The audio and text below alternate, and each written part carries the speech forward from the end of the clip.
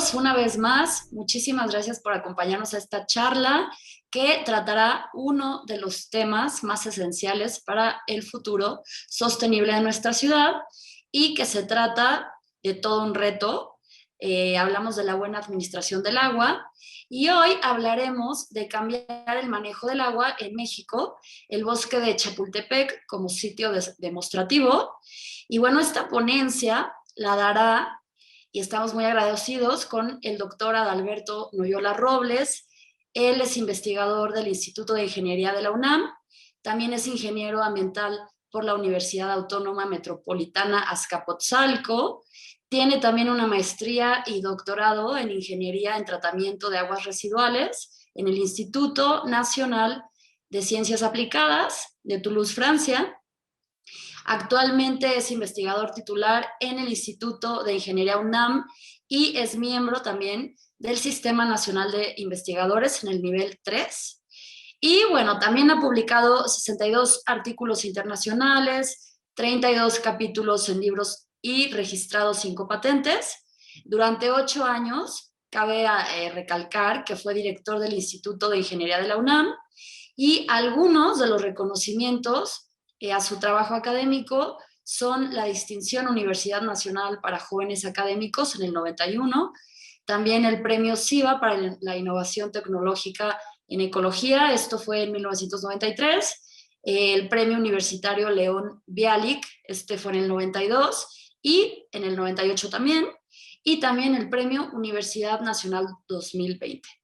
Y bueno, nosotros somos el Fideicomiso Probosque de Chapultepec, somos un organismo que trabaja desde hace 18 años en la recaudación de fondos para las mejoras y conservación de nuestro bosque, y hoy estamos aquí en representación de nuestra directora Lilia Jawa y de su equipo.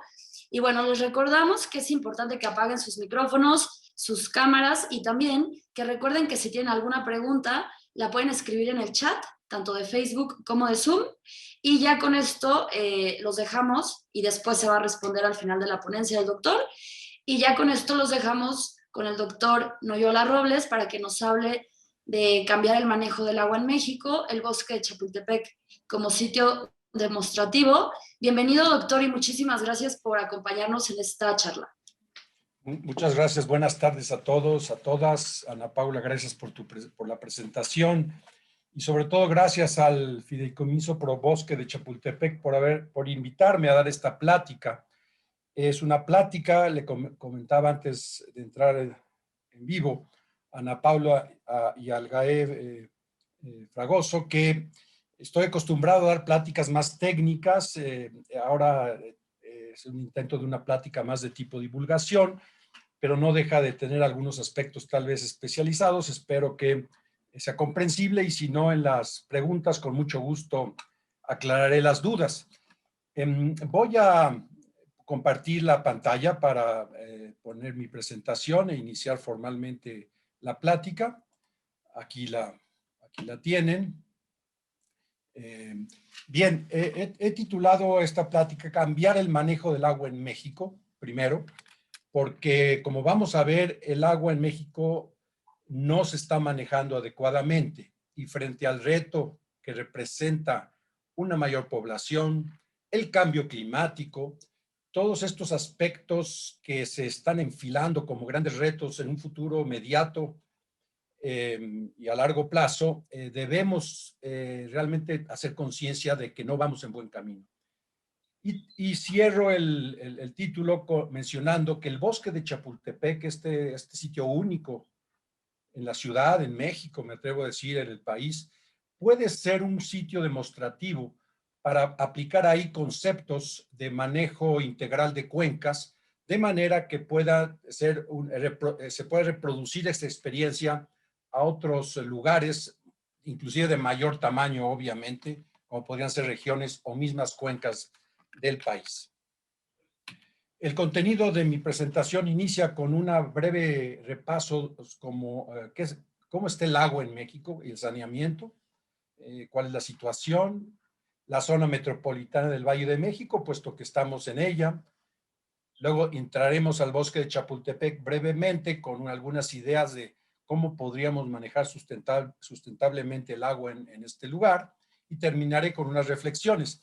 Esta plática se enmarca, todos ustedes saben o supieron, que el lunes pasado, 22 de marzo, fue el Día Mundial del Agua. Entonces, Probosque de Chapultepec me invitó, y le agradezco, lo repito, para hablar sobre este tema tan relevante, aprovechando que marzo puede considerarse el mes del agua, y no solamente por la canción famosa de Tom Jobim, el Aguas de Marzo, ¿verdad? Bien, la disponibilidad del agua en México.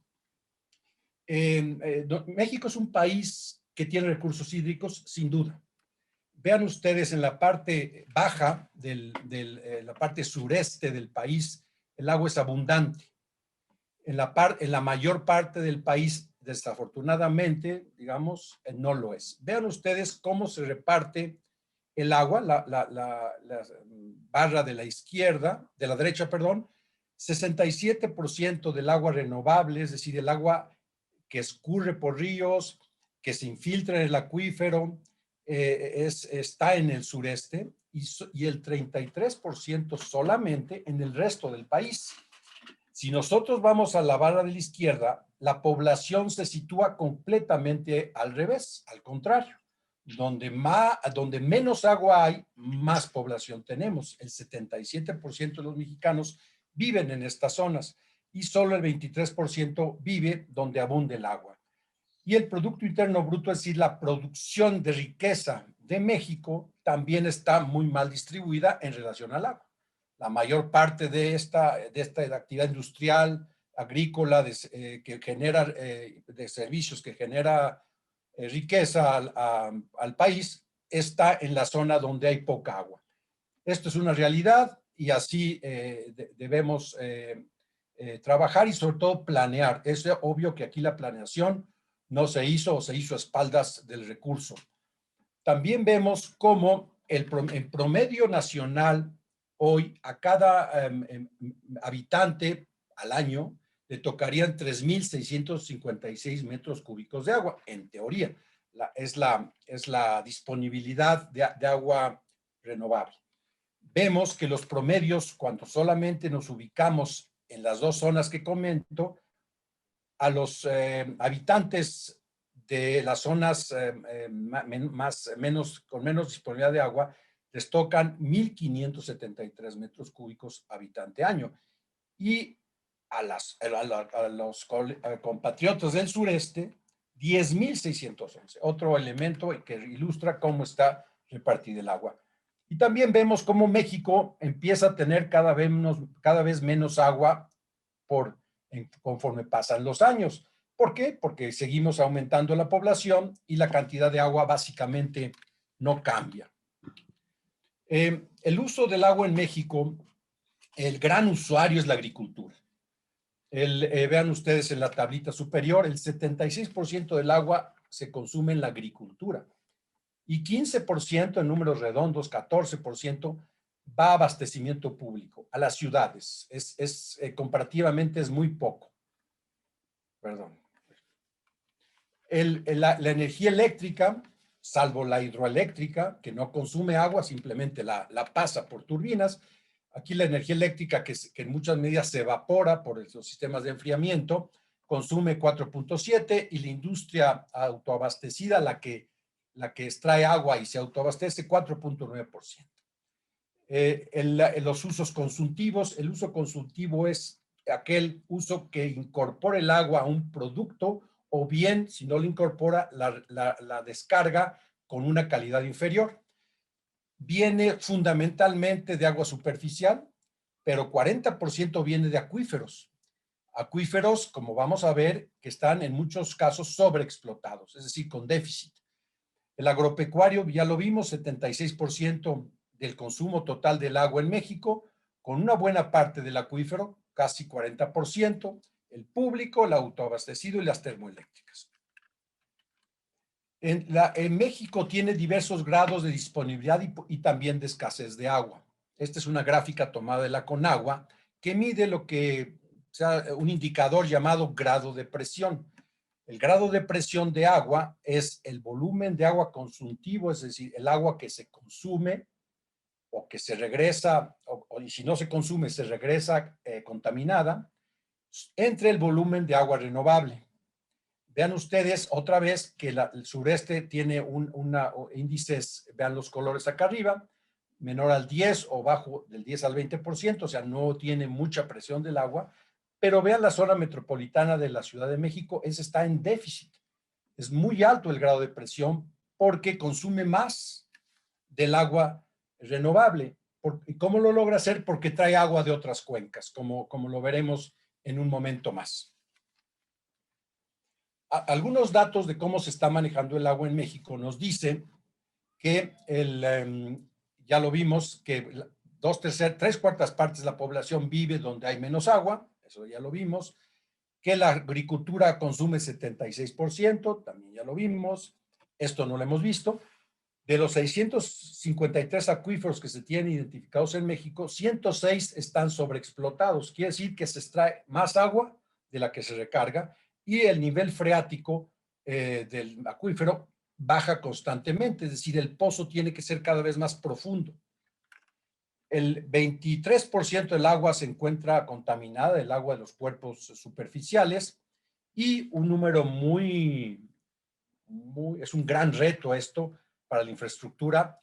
Se dice que el 40% del agua que ingresa en las redes de distribución de las ciudades se pierde en fugas. Sí, es un número enorme. Si yo meto 100 litros por segundo, solamente llega al usuario 60 litros por segundo y 40 se me van perdiendo en fugas a lo largo de la red.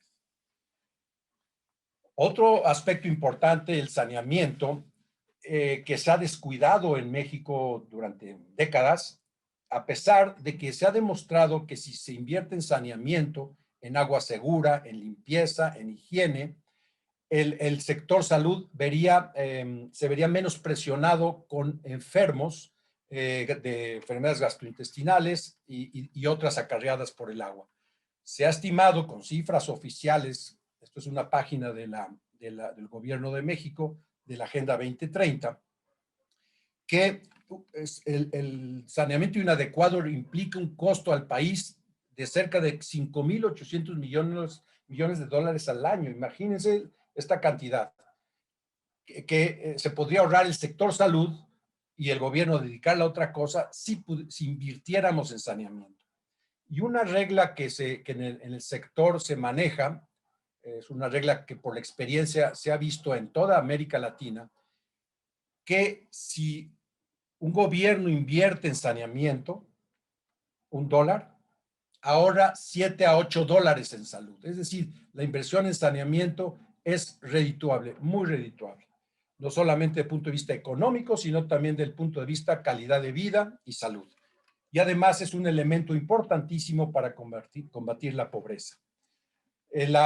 Voy a poner esta gráfica que tiene que ver con no menciono esto de las enfermedades diarreicas porque hay una gráfica a continuación que lo presenta de una manera más clara.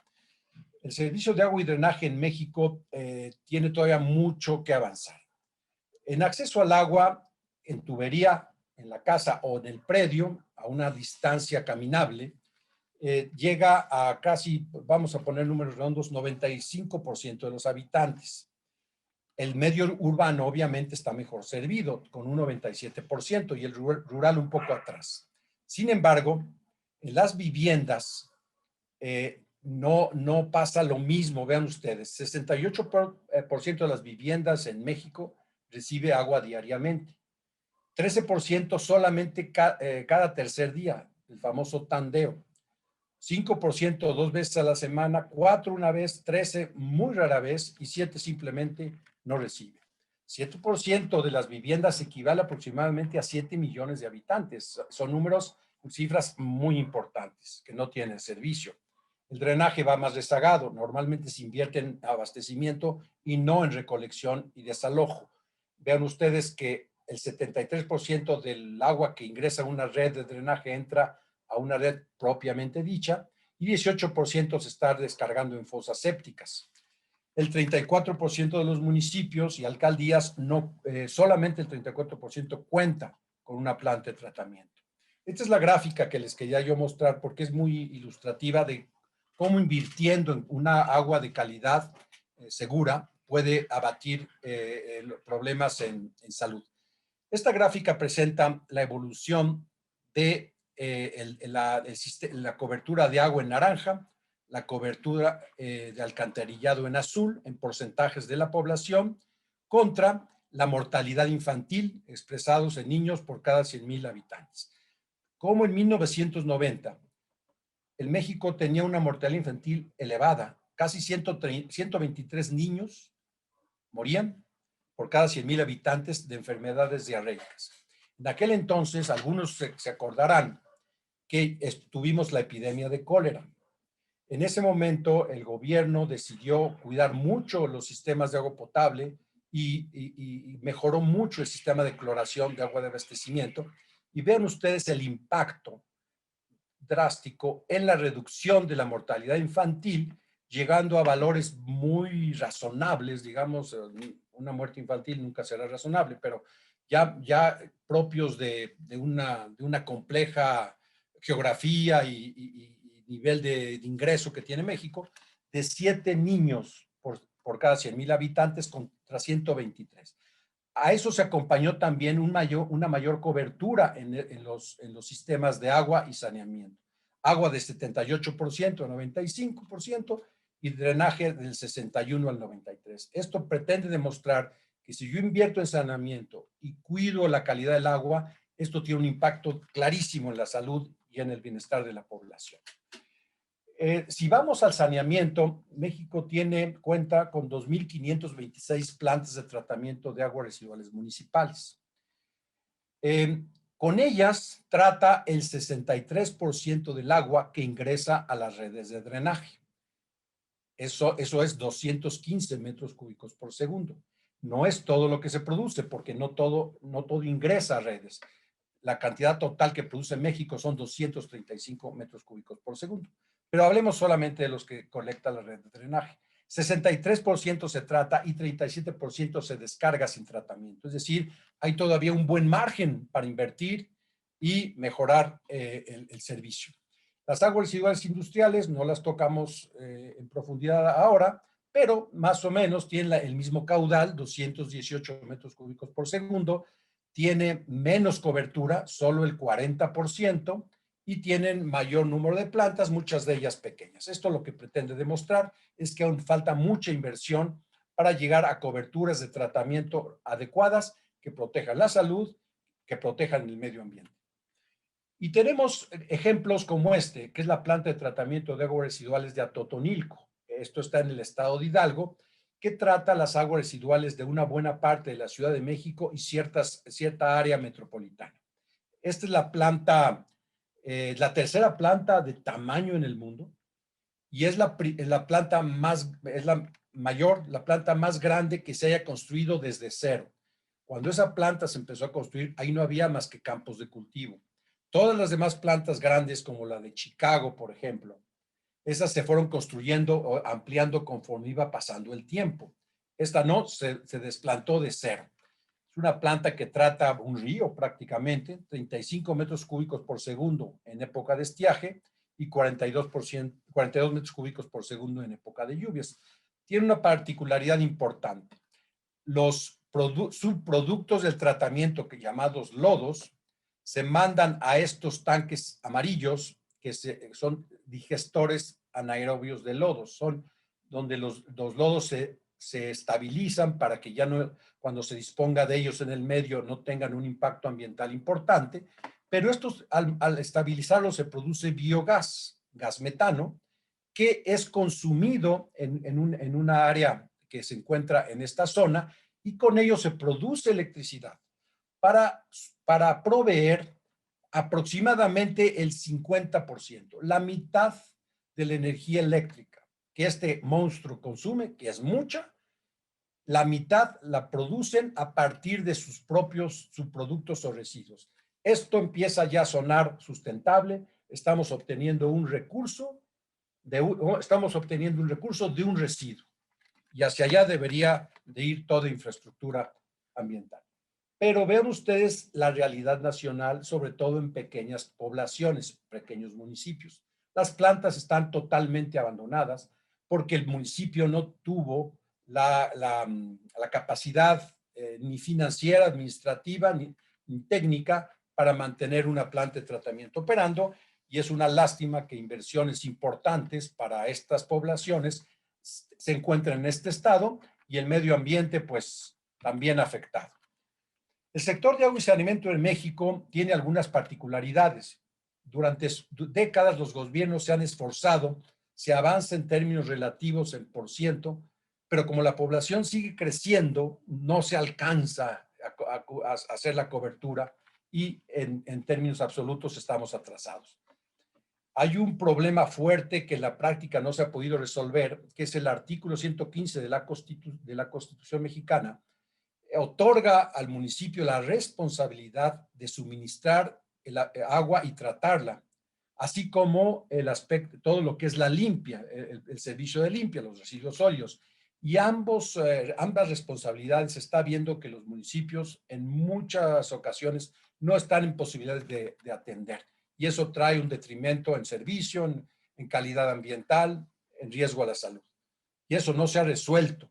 Los usuarios desconfían de la calidad del agua suministrada por el mismo operador.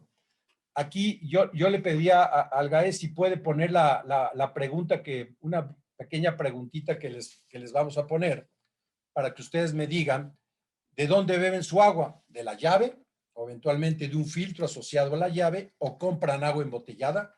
Vamos a ver cómo se distribuye la encuesta. Aquí están respondiendo. Bien, y continúo. Entonces, los usuarios desconfían y ya estamos viendo que está ganando el agua embotellada. Entonces, ustedes desconfían del agua que les está llegando por la llave. Por muchas razones, no vamos a entrar en ese aspecto. Los organismos organismos operadores, los que suministran el servicio, son débiles financieramente porque no hay pago del agua, hay muchos costos y pocas entradas, y técnicamente pues no pueden ofrecer salarios adecuados para tener un equipo humano fuerte. Los cuadros gerenciales no tienen experiencia y muchas veces los criterios políticos también influyen en que el presidente municipal pone a su amigo, su compadre o quien sea sin las debidas capacidades para atender este servicio. Entonces ya tenemos, fíjense, 2/3 de ustedes consume agua embotellada y solo 1/3 parte consume agua de la llave. Muy interesante. Vamos a ver ahorita al final de esta lámina la pregunta que se hace. Los organismos, hay una limitada atención al mantenimiento de la infraestructura. Las obras, las bombas, los conductos, las plantas se deterioran porque no existe el recurso. Por lo tanto, se abandonan las plantas, como vimos esas fotografías. Y en este marco, pues el derecho humano al agua, que es que ya está consagrado en el artículo 4º constitucional, en la reforma de la Constitución del 2012, pues es muy difícil que se cumpla. El derecho humano al agua, si bien en la Constitución no indica un volumen, la ONU maneja, grosso modo, que todo ser humano tiene derecho a unos 50 litros aproximadamente, unos los llevan hasta 50 litros por día para satisfacer sus necesidades básicas. Eso está muy difícil en un contexto de tantas carencias y deficiencias que se pueda atender. Vamos a ver. Como sociedad, el hecho de que los sistemas de agua estén tan en malas condiciones, lo único que indica es que ni el gobierno ni la sociedad le dan el valor adecuado al agua. Y yo me atrevo a decir, y al ambiente, y no le dan su valor. Por lo tanto, no exigen al gobierno que lo ponga en alta prioridad. El agua, el medio ambiente últimamente, los políticos ya ni se refieren a él. Hace años tal vez, pero en la última campaña política, ustedes recordarán, el medio ambiente estaba lejísimos, nadie lo mencionaba. Y en el día a día, ¿cuándo han escuchado que algún gobernante se preocupa por el agua, el medio ambiente? Entonces es una lástima porque la sociedad no lo está exigiendo. Y lo que les comentaba, en este contexto, pues los embotelladores hacen grandes negocios supliendo la demanda insatisfecha de un agua segura en sus casas, en su llave, porque no se confía en la calidad. Y entonces ese recurso que está yendo a los embotelladores, que además se paga mucho más caro, el litro embotellado que el litro en la casa, ese recurso, parte de ese recurso tendría que quedarse con el usuario como un ahorro, y una parte de ese ahorro y pagar una tarifa de un cierto nivel, pero con un agua garantizada. Ahí hay un problema que como sociedad tenemos que resolver. Bien, vamos a ver la zona metropolitana del Valle de México, donde vivimos la mayor parte de nosotros. Una zona extensa de 9.600 kilómetros cuadrados, muy alta, en promedio 2.240 metros sobre el nivel del mar, con prácticamente 20 millones de habitantes, centro político, comercial e industrial de México. Y originalmente era una cuenca endorreica, es decir, una cuenca que no tenía salida natural. El agua llovía, se escurría y se quedaba. Después fue abierta con la colonia, luego en la época del México moderno, para evitar inundaciones. Las fuentes de abastecimiento en la Ciudad de México provienen de la propia cuenca, fundamentalmente por pozos, algunos manantiales que todavía quedan en el sur, muy poca agua, ahí vienen las cifras, no las voy a mencionar, si no tardaríamos mucho, pero el hecho de que venga por pozos es muy grave, porque primero el acuífero está sobreexplotado, es uno de los acuíferos más sobreexplotados de México, quiere decir que se recarga menos de lo que se extrae. Esto implica que el nivel freático baje, pero como estamos en un suelo arcilloso, no solamente baja el nivel del acuífero, también baja el nivel de terreno, el suelo baja. Y todos sabemos del hundimiento de la Ciudad de México, que en ciertas zonas sigue siendo muy alto, de la zona metropolitana. En Chalco, por ejemplo, se reportan hundimientos del orden de los 30 centímetros por año, mientras que más aquí hacia el centro anda por los 3, 5 centímetros por año. Hay muchos monumentos y muchas estructuras coloniales o ya del México independiente tardío, por decirlo así, que, que ya no están al mismo nivel donde antes había una escalera, ahora primero bajo y luego llego a la escalera para subir. Todos ustedes conocen este tipo de problemática que tiene un daño severo a la infraestructura. Pero además se trae agua de otras cuencas. Aquí está el Lerma, que fue la primera llegada de cuenca externa de Toluca, lo que llegan 5 metros cúbicos por segundo. Parte se reparte también a la zona metropolitana. Estas cifras son solamente para la Ciudad de México. Y la gran aportadora que es Cutzamala, ¿no? El Cutzamala que ahorita vamos a ver una lámina al respecto, y vean ustedes que el suministro a la Ciudad de México es básicamente la mitad de lo que se suministra a toda la zona metropolitana. En total, 32 metros cúbicos por segundo se abastece a la ciudad, aún así hay un déficit, y el suministro de la zona es de 60 metros cúbicos por segundo. Se dice que el actual déficit es alrededor de 5 metros cúbicos por segundo. Este es el Cutzamala.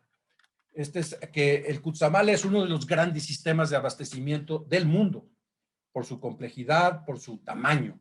Nos trae 15 metros cúbicos por segundo desde una serie de presas en el Estado de México, inclusive algunas en Michoacán. Tiene 7 presas, 7 estaciones de bombeo, tiene una potabilizadora, un túnel de 16 kilómetros ya cerca, porque pasa por abajo de la Sierra de las Cruces. Su distancia de punta a punta es 130 kilómetros.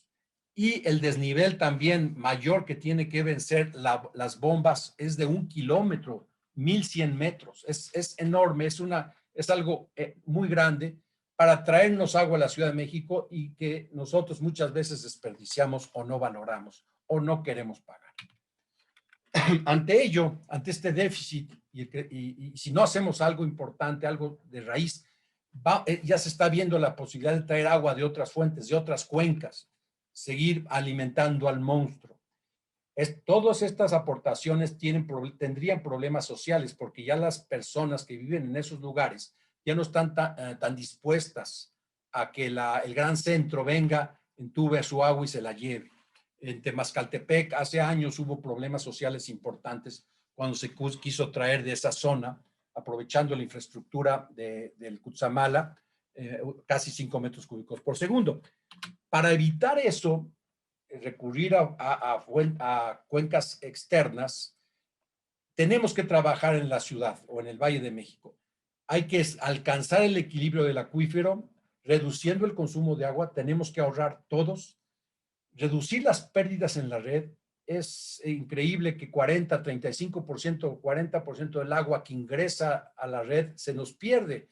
Agua que nos costó mucho dinero traer o traer de otras cuencas o extraer del subsuelo con todos los daños, asentamientos que conlleva. También hay que incrementar el tratamiento del agua y reusarla en la cuenca. Tenemos que darle en buena medida doble uso, digámoslo así, ¿no? Una doble vuelta, una vuelta al agua.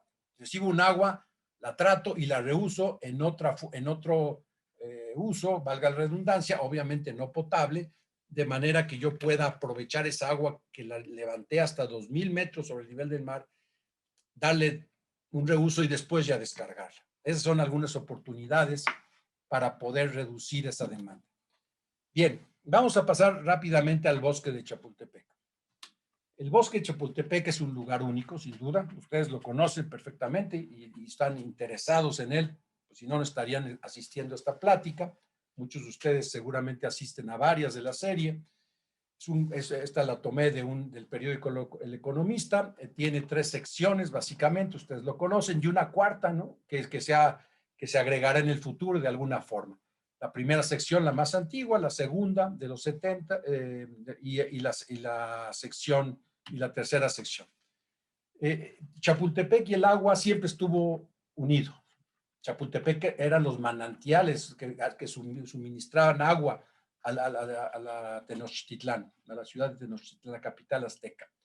En ella había baños, temazcales, el acueducto que suministraba el agua. Y la primera sección, conocida como Antiguo Bosque, con la mayor tradición en todos sentidos, tiene actualmente 2 lagos que fueron puestos en servicio, grosso modo, a principios del siglo XX. Aquí una fotografía que encontré en internet, como la actual y la pasada, tal vez de los años, de la segunda década del siglo XX, no lo sé, pero muy interesante cómo ahí están, las cosas siguen igual, solo hay más árboles. En la segunda sección, que se crea en los 70s, también está muy asociada al agua.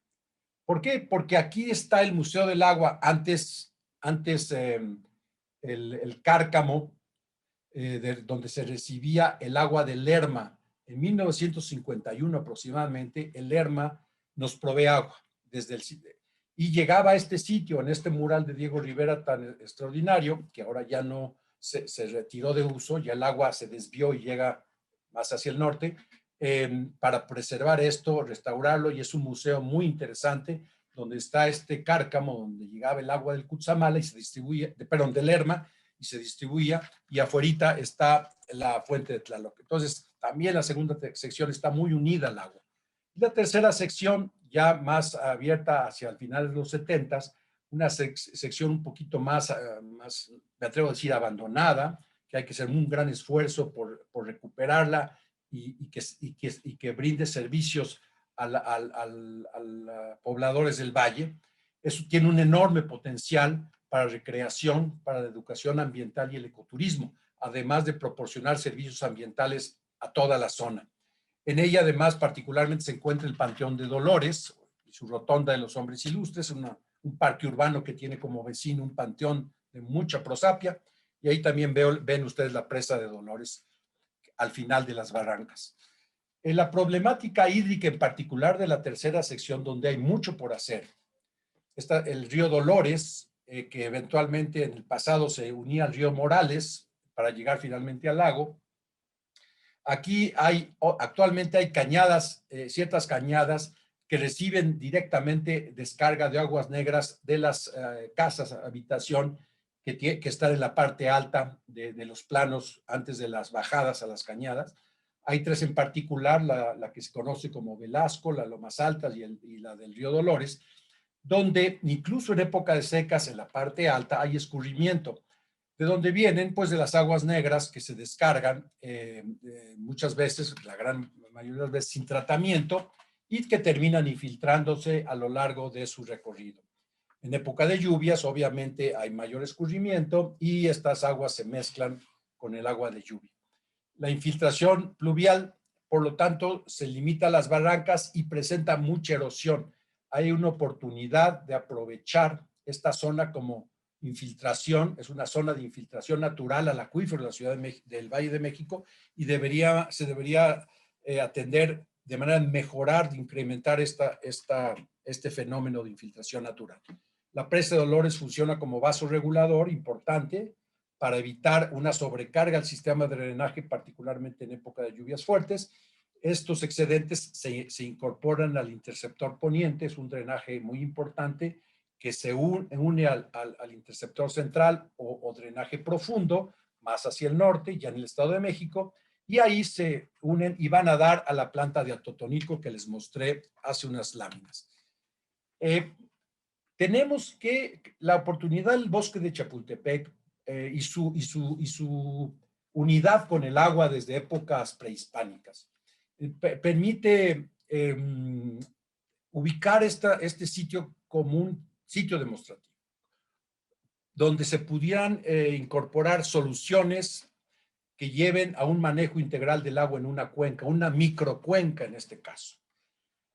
Tendríamos que sanear las partes altas de la cuenca, allá donde se están descargando con casas habitación, y favorecer la infiltración, porque es una zona de recarga importante. Todo el poniente y el sur de la ciudad es una zona de recarga del acuífero. El agua pluvial que cae en el área y por lo tanto escurre por la cuenca, y agua residual externa es un insumo que tendríamos que incorporar y de hecho se hace. Ahorita vamos a ver cómo. Esta agua residual fuera de la cuenca deben ser nuestros insumos más importantes para manejar el agua y abastecer sus necesidades, salvo el agua potable, que sí tiene que venir de la red municipal, pero tendría que ser exclusivamente para los bebederos y los puntos de alimentación, sea puestos, sean restaurantes. Todas las fuentes y los lagos deben ser abastecidos por agua residual tratada. Los lagos lo son, las fuentes no. Riego de áreas verdes, cuando se dé, también debe ser por agua residual tratada. La planta de tratamiento de agua residual de Chapultepec, que existe, y ahorita vamos a ver unas láminas al respecto, sería o es el principal productor de agua para reuso, agua tratada para reuso, y se identifica como, aún así habría un déficit, por lo tanto tendría que incrementarse su capacidad de tratamiento o bien construir una nueva. Habría que ser también demostrativo para tratar en el sitio los sanitarios públicos y los restaurantes con conceptos de infraestructura verde, es decir, sistemas naturales, tipo humedales, y que pudieran incorporarse en el ambiente y pudieran además ser más económicos en su operación. Todo esto podría ser un sitio demostrativo con fines educativos, un escaparate de tecnologías, inclusive desarrollo e investigación de diversos procesos de tratamiento y manejo. En la tercera sección en particular es donde vemos muchas oportunidades. Habría que recuperar y controlar la función hidrológica de la barranca, que corra por ella agua limpia, que se infiltre, que se evite la erosión. Tratar las aguas residuales implicaría tratar las aguas antes de la descarga de la cañada para aprovecharlas ya tratadas en la restauración. Incrementar la infiltración en el agua de sus cauces, por ser zona de recarga, ya lo hemos repetido. Realizar limpieza de residuos sólidos y construir bordos que retengan agua en las cañadas para que haya remansos y ahí puedan favorecerse la infiltración, además de frenar la velocidad del agua, que con eso también erosiona los márgenes. Implantar vegetación riparia en los cauces. Al reducir la velocidad del agua, puedo yo desarrollar vegetación en las riberas de los cuerpos de agua, esa es la vegetación riparia, que dará ambientes a una diversidad de fauna y flora que enriquezca el lugar. operar la presa de olores como regulador de escorrentía, no pretender hacerla un lago de diversión, de recreación, debe ser un vaso regulador para que pueda controlar y aliviar las descargas a la red de drenaje de agua pluvial, a la red de drenaje de la Ciudad de México en época de lluvias. Y la tercera sección, pues, ya lo hemos dicho, se encuentra en una zona importante del acuífero y habría que aprovecharla para ello. Si yo me voy a las partes altas de las barrancas, veo muchas casas que algunas de ellas no tienen sistemas de tratamiento o tienen sistemas de tratamiento individual. Algunas de ellas no, ese dato no lo tengo, que típicamente es una como fosa séptica y un pozo de infiltración como se presenta ahí, pero puedo ir más lejos, ahorita lo vemos. Entonces, esta es una casa con su sistema de tratamiento, pero también puede haber un conjunto de casas en donde cada una de ellas tiene una fosa séptica que va a retener los sólidos sedimentables, que pueden taponar las tuberías, y la salida, recolectar todas las salidas con tuberías pequeñas, más baratas, más fácil más fácil mantenimiento, y todas estas descargas llevarlas a un sitio donde les diera yo el tratamiento adecuado. Ya después liberarla a la cañada. Es el concepto que se conoce. Esto se desarrolló en Brasil y se aplica en ciudades grandes, no solamente rurales, que se conoce como drenaje condominial. Un ejemplo es en una casa, muchas de estas casas tienen jardines, áreas jardinadas importantes que no deben ser regadas con agua potable. El agua para riego tiene que ser generada en este concepto nuevo que pretende adaptarse a la realidad y a un manejo más sustentable. Esa agua tendría que ser agua tratada. Aquí hay ejemplos y hay tecnología. Por ejemplo, aquí hay una fosa séptica con un sistema más sofisticado de tratamiento, con un pulimento, un llamado humedal. Aquí tenemos, esta es una casa en la Ciudad de México, donde el sistema de tratamiento está aquí adentro, en esta especie de garage. El humedal hace el posttratamiento y ellos riegan sus jardines con su agua tratada. La planta de tratamiento de aguas residuales de Chapultepec es otro nivel de tecnología, obviamente, no es como lo que acabo de presentar. Me atrevo a decir, la planta de tratamiento municipal más moderna en México, con una tecnología más avanzada. También fue la primera planta de la Ciudad de México inaugurada en 1956. Tengo entendido que la primera planta del país fue inaugurada en Monterrey, que fueron los pioneros en tratar las aguas residuales para uso industrial, en 54. Esta es del 56 y se desarrolló para justamente llenar los lagos y el riego del parque. Ya esa tecnología está totalmente obsoleta y a partir de 2010 se inició la reconstrucción con un cambio tecnológico total y ahora tenemos un sistema de punta. No lo voy, obviamente no es una plática técnica, solamente menciono. El sistema tiene un proceso biológico con este elemento que llamo tanque de membranas. Son membranas filtrantes que filtran materia en suspensión coloidal y hasta microorganismos. Por lo tanto, ya entregan un agua libre de microorganismos, por lo tanto, un agua segura, muy transparente, filtrada, que después aún así se manda una desinfección con luz ultravioleta, que es la desinfección que menos impactos posteriores tiene en el ambiente. No deja como el cloro un residual que eventualmente puede reaccionar con materia orgánica y generar ciertos productos que pueden ser problemáticos al ambiente. Esa agua es la que se bombea al lago de la segunda sección y de ahí van bajando a los demás lagos. Pero además, en época de lluvias que no se necesita además el caudal para riego, se libera algo de agua y esa planta tiene la capacidad de pasar por ósmosis inversa. Son membranas aún más finas en su tamaño de poro que retiene también sales. Y es agua tan tratada que podría pasar la norma de agua potable, pero no se debe beber porque el agua residual no es una fuente de suministro. Esa agua está previsto en época de lluvias que se infiltre por medio de bombeo en pozos al acuífero y con ello contribuir a su recarga. Esta es una fotografías de la planta. Vemos el reactor biológico. Aquí en el fondo, que en estos tanques llenos de lodo, que son microorganismos que se comen la materia orgánica, están las membranas filtrantes. Estas son los cartuchos, por decirlo así, de ósmosis inversa. Y estas son las bombas con el tanque de agua tratada que se ve aquí, que mandan el agua a su aprovechamiento. Terminemos entonces. El tratamiento de aguas residuales y en general el manejo de los residuos tiene que hacerse de una manera más sustentable, no como antes, como lo hemos venido haciendo.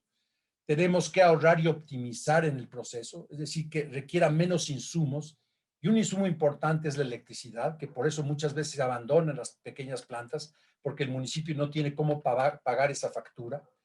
Que recicle, es decir, que los residuos se conviertan en subproductos y los pueda yo aprovechar. Un ejemplo, en ciertas plantas, el biogás, como en la planta de Atotonilco, que puede generar energía eléctrica, o bien los lodos debidamente tratados, pueden ser fertilizantes, recuperar suelos degradados, erosionados, como por ejemplo podríamos tener en las zonas altas de la tercera sección.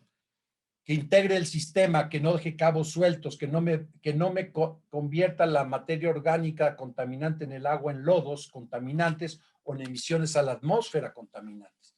Y que perdure, que el esquema tecnológico, administrativo y financiero sea adecuado en un ambiente social y ambiental, que sea todo este sistema debidamente complementado el que mantenga la planta operando. Y para eso necesitamos cambiar la idea de planta de tratamiento. Ya no hablar de planta de tratamiento de aguas residuales, sino planta procesadora de aguas residuales, en el entendido que el agua residual es un insumo, es la materia prima de la cual voy a obtener recursos, productos, agua tratada, sin duda, el que puede tener el mayor valor, biogás, eventualmente si la tecnología así la selecciono, para generar energía eléctrica, o para en algunos países inclusive se depura ese biogás y se introduce a la red de gas natural de la ciudad. Y tercero, los biosólidos, que pueden ser debidamente tratados, un elemento fertilizante y mejorador de suelos importante. Porque a final de cuentas, el tratamiento de aguas residuales no es para proteger únicamente la salud pública y el medio ambiente, así se ideó, así se ha instalado, sino también para recuperar recursos y de esta forma insertarnos en la economía circular. Para terminar, necesitamos salir del confort inconfortable en que estamos. Empoderar a la sociedad para que sea la que presione a los gobiernos y que también juegue su parte de responsabilidad, porque tenemos mucho nosotros que aportar, no nada más estirar la mano y exigir. Las asociaciones profesionales, la sociedad civil, como sería Probosque de Chapultepec y otras, pueden ser una vía de la sociedad para impulsar el cambio, que sean portavoces de una demanda. Planear el saneamiento incorporando este nuevo paradigma de planta procesadora de aguas residuales, fortalecer la comunicación con todos los actores, que todos podamos opinar, principalmente los usuarios, es decir, la sociedad. Lograr esta suma de voluntades en acciones concretas para construir todos el desarrollo sostenible. Aquí hay un gran potencial en el sector agua y saneamiento, porque está muy descuidado en este aspecto. Prepararnos para nuevas pandemias. Se han anunciado próximas pandemias, nadie sabe dónde van a surgir, pero todos entienden que el agua es fundamental. El agua para higiene, para limpieza. Afortunadamente el SARS-CoV-2 no se transmite por agua, pero puede llegar el cólera, por ejemplo, si lo hace, y otras enfermedades pueden venir por ahí. Tenemos que tener un agua más segura.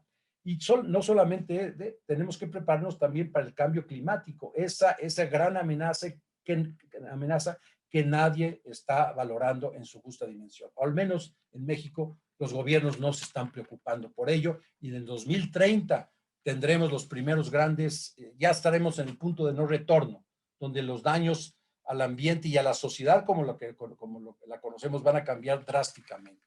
Hay que incrementar la resiliencia del sector y un buen suministro y un buen manejo del agua es sin duda importante.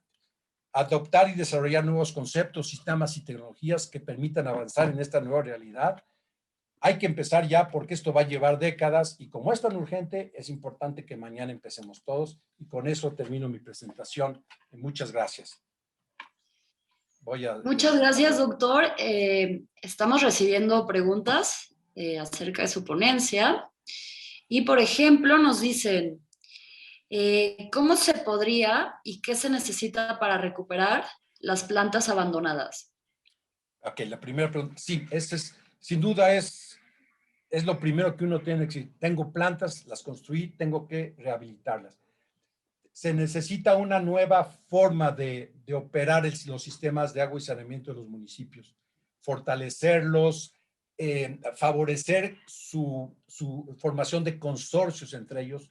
Muchas veces municipios vecinos pequeños abandonan sus plantas, pero si se unieran, la masa crítica se forma y entonces se podría atender en conjunto ambas plantas de tratamiento. Y una cosa muy importante es que el usuario del servicio pague su tarifa. No puedo yo ofrecer agua y saneamiento gratis buscando votos. No, no olvidemos que esto se da a nivel municipal y ahí pasan muchas cosas.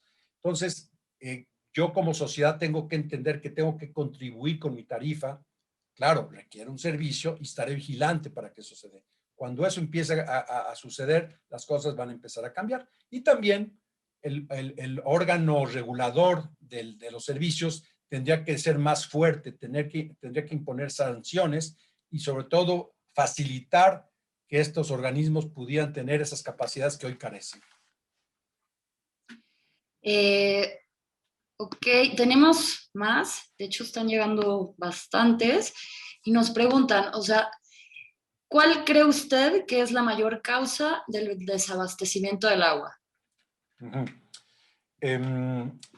Sí, el agua depende de dónde estemos hablando, ¿verdad? En la Ciudad de México, el poniente está plenamente abastecido, el centro, sur, plenamente abastecido. Si nos vamos hacia el oriente, allá hay tandeo, ya la calidad del agua es menor, porque los sistemas de distribución de agua, como la gran parte del agua, ya lo vimos, llega por el poniente, la mayor presión y la mayor calidad está aquí. Hay inversiones importantes que se están haciendo en la zona oriente, pero el agua del acuífero viene de ahí, también es de mala calidad. Entonces, el abastecimiento puede mejorarse con una mejor infraestructura de distribución, evitar fugas, para eso se hace lo que se dice sectorizar, se aíslan segmentos de manera que pueda uno controlar e identificar mejor dónde están las fugas y poderlas atender.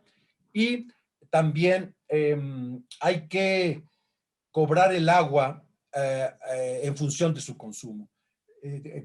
Creo que de alguna manera si sucede, hay una cuota mínima, baja, para un cierto volumen. Si yo rebaso ese volumen mensualmente, pues empiezo a pagar mucho más y con eso desincentivo el consumo para que el agua que no consuma pueda llegar a otro habitante de la ciudad. A final de cuentas, hoy hay un déficit, como decía, en la zona metropolitana de 5 metros cúbicos por segundo. Claro.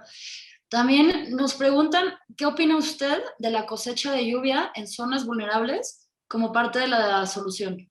Claro, sí, sin duda, la cosecha de lluvia es una solución muy interesante, sobre todo en zonas particularmente sur de la ciudad, suroriente y oriente, para poderse abastecer de agua, porque de otra manera no les llegaría, o solo con pipas.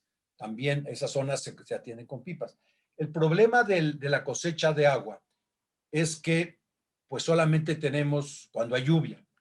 Y en México, pues son 4 o 5 meses. El resto de los meses no me voy a poder abastecer por ese medio y tendré que recurrir a los medios tradicionales. Es decir, es un paliativo. Es, en lugar de tener 12 meses de problemas, de recurrir a pipas, 4 o 5 meses los puedo tener autoabastecido. Alguien Ok. puede decir, bueno, voy a guardar agua. No, guardar agua es muy cara. A tener un aljibe de ciertos metros cúbicos que me permitan mi abastecimiento durante varios días es muy caro y necesito espacio. Oiga, doctor, esta es mía, la voy a meter, perdón, rápido. Sí, ¿Por sí, qué sí. es tan, por qué es, o sea, es muy grande, como decía usted, como el nivel de fugas, ¿no? De desperdicio de agua de fugas, que es 40%.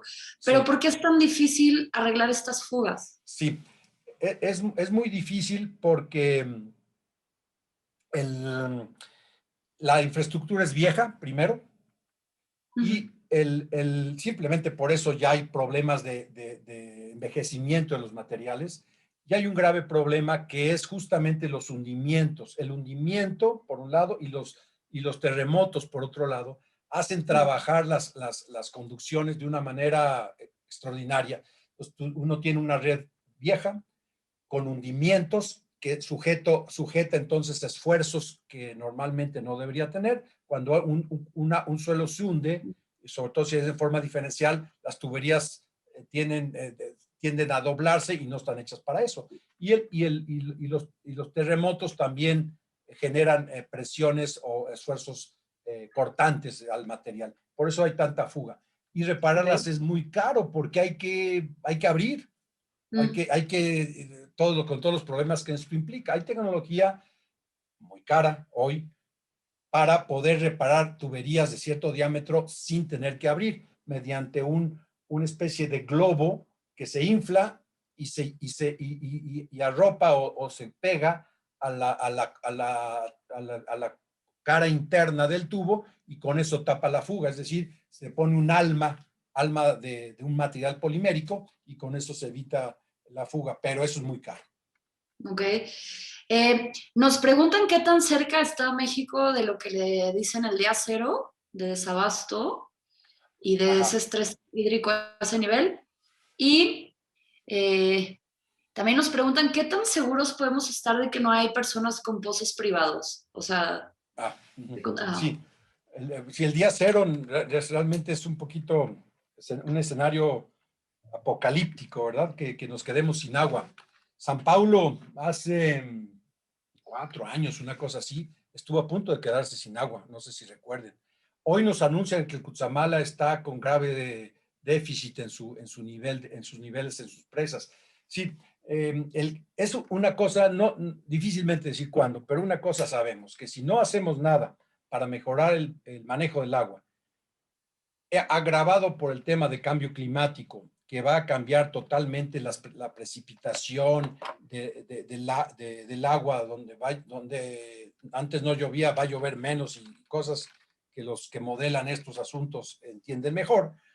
Ante esa amenaza, pues se acelera ese posible escenario, en donde podría ser, no durante mucho tiempo, 2 semanas, que el Cutzamala no nos envíe agua, y francamente esto va a ser el caos.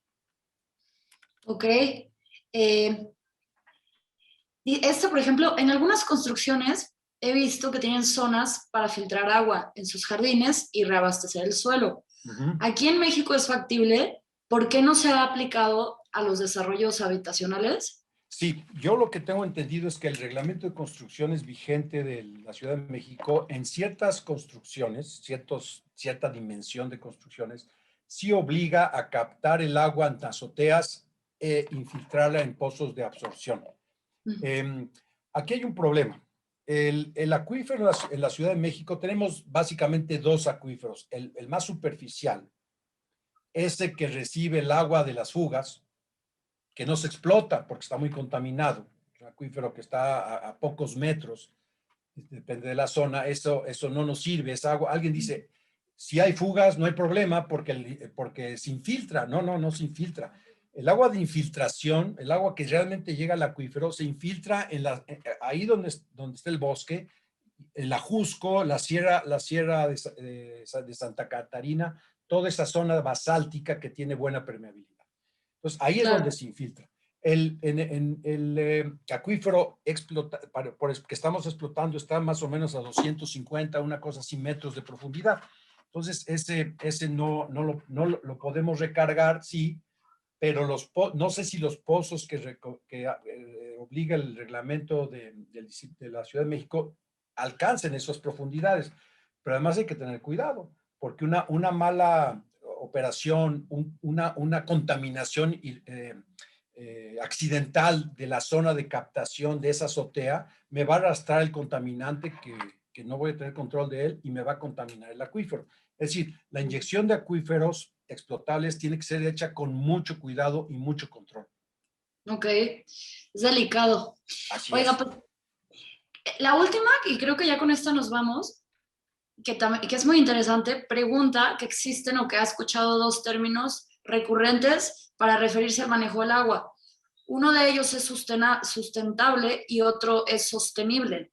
Y pregunta cuál sería la diferencia Ay, de ambos. esa pregunta siempre se hace, bueno, no siempre se ha Sí. hecho mucho, Ah, y ya hay la gente que dice, ya, es lo mismo, ah, no, no, yo en lo personal me gusta más decir sustentable, lo entiendo mejor así. Sostenible, yo lo asocio más, antes de que se diera este debate, a aspectos económicos y de factibilidad económica. Lo sustentable incorpora la parte ambiental y social.